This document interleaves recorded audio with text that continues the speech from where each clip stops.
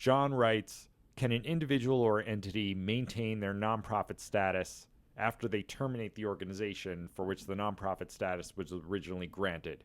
If so, how long can the nonprofit status be held before starting another nonprofit organization? Okay, Mike, there's a few things that I think are misconceptions built into this question, which is okay. One of them, I'm just going to nitpick just to get this out of the way. I think or suspect what John is talking about is 501c3 or tax-exempt status, which, as I always say, is not the same thing as nonprofit status.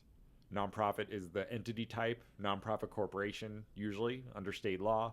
That's different than tax-exempt status.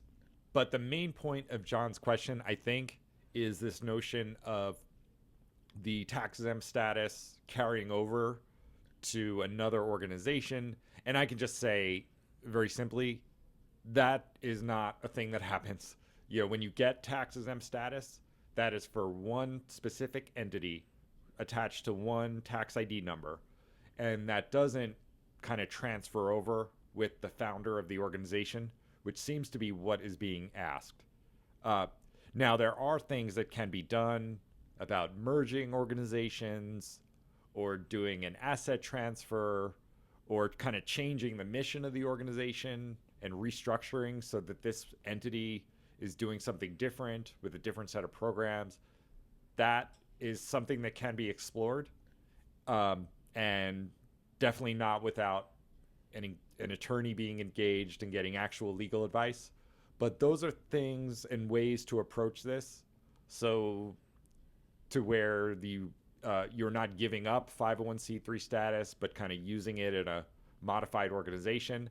I don't always recommend that. There are downsides to that, but that would be the way to think about it.